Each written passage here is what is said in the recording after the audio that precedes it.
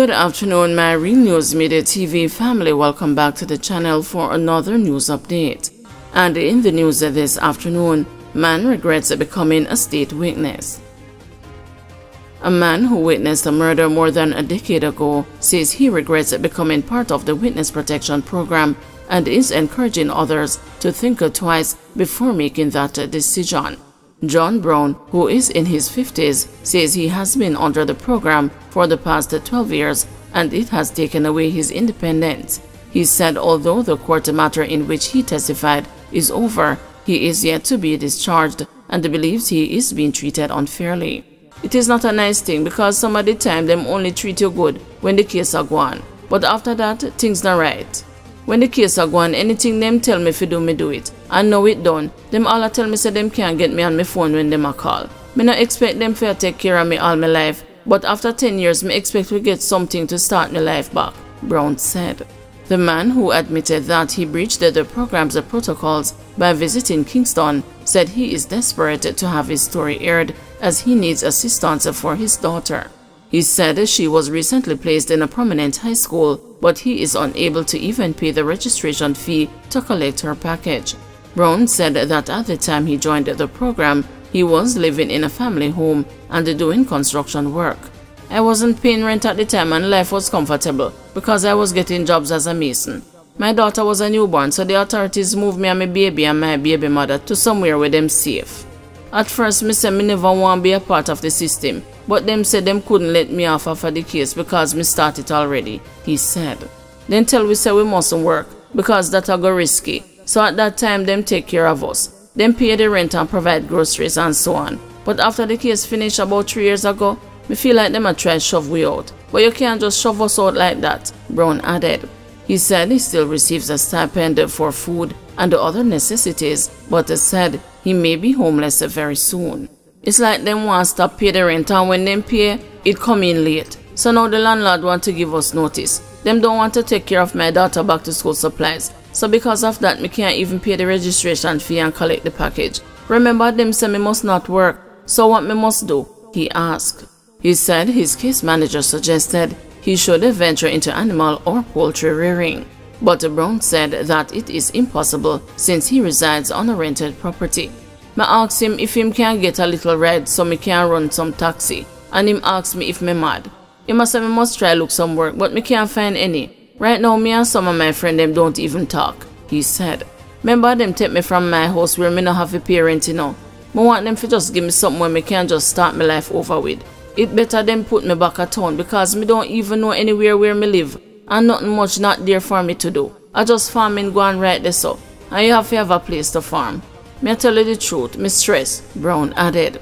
The news reached out to the case manager, who Brown said was handling his matter, but the individual who spoke to the news team said he knew nothing about the matter.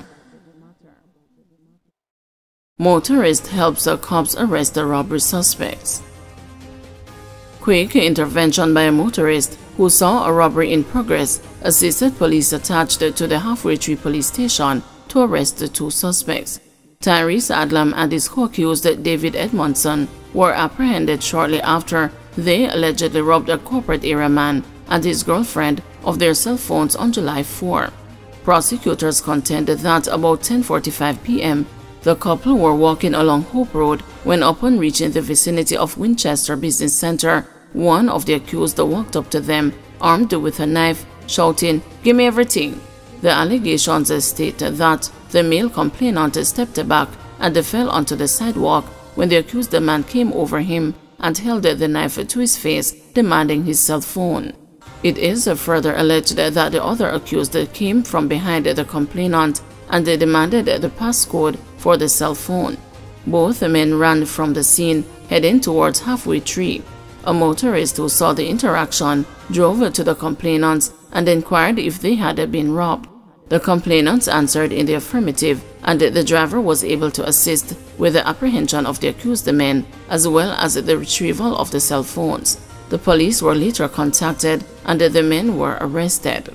Adlam and Edmondson did not enter a plea of robbery with aggravation and were subsequently remanded in custody until October 18 by Chief Parish Judge Chester Crooks.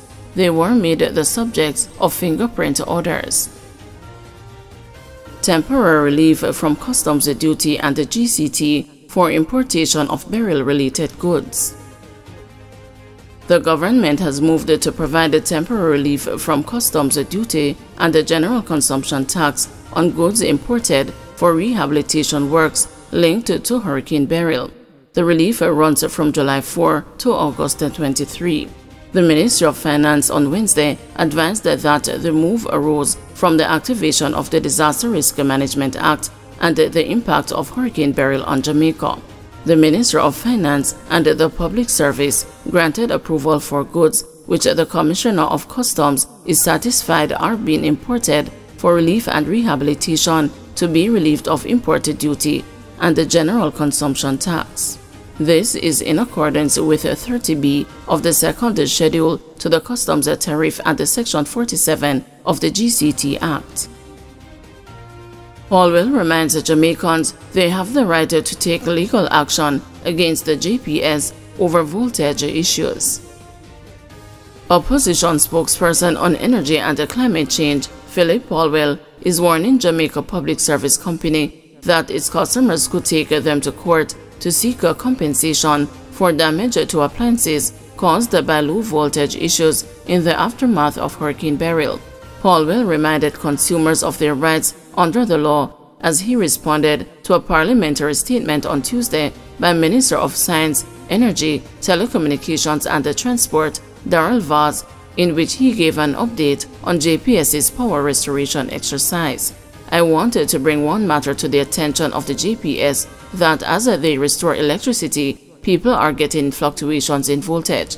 And I have to warn the JPS. Some time ago, I passed a Jamaica Consumer Protection Law that gave the consumers rights, and if their refrigeration, if their equipment are damaged during low voltage, they can go to court and sue the JPS to recover significant damages. So I am warning JPS to be careful as you go about this period of restoration to make sure that your voltage is correct, said Paulwell. The Consumer Protection Act of 2005, which was piloted by Paulwell in the House of Representatives when he was Minister of Commerce, Science and Technology, enables providers and consumers to seek mediation services before taking matters to be settled by the court, and provides redress through Consumer Affairs Commission. Phillips also issued a warning to JPS as he noted that consumers are now seeking alternative sources of power because the price of electricity supplied by the JPS is too high. That has been a phenomenon for some time but has gotten worse in recent times.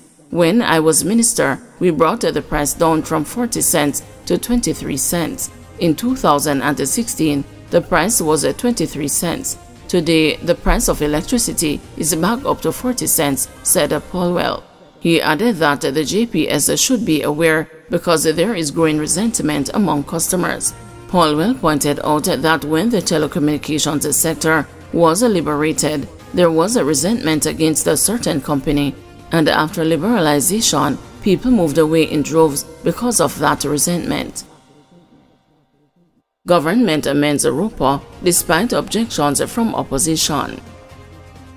Members of the opposition benches on Tuesday stood firmly against the proposed amendment to the Representation of the People Act to extend the time for the calling of a by-election. Leader of government business in the House of Representatives, Edmund Bartlett, sought to extend the time for the calling of a by-election beyond the currently stipulated 90 days for a period to be determined by the minister with responsibility for electoral matters not to exceed 90 days. To be extended beyond the period of 3 months specified in paragraph 4, 5, A and B of the 8th schedule of the Act, for a period to be determined by the minister with responsibility for electoral matters not to exceed 90 days in the event of any of the occurrences specified in paragraph 11. Leader of opposition business in the House, Philip Paulwell, objected to the amendment and the way in which it was being brought before the Parliament. He pointed out that the government is in breach of the law It is seeking to amend following the death of Councillor Rohan Bryan of the St. Thomas Municipal Corporation, who died on April 30. Calling the amendment rushed and chaka-chaka, Mr. Paulwell lamented that the bill was being introduced, tabled and pushed through on the same day. The move, he said, was a total disrespect for parliamentarians and the institution of local government. The government having breached the law, we see another rushed bit of legislation coming. We are just having sight of it today. Chaka chaka indeed. So we are going to see a bill, the first time we're seeing it, tabled today, rush it through today. Total disrespect for us inside there. Total disrespect for the institution of local government. This bill is seeking not to give an extension of 30 days, but 90 days. And it seems as if it is the minister is to give this extension. The person who is by law to call the by-election is the chairman of the municipality, having consulted with the director of elections. So what do we have here? Another instance of the erosion and overreach. Guys, thank you for watching. See you this evening at 6 p.m. for another news update.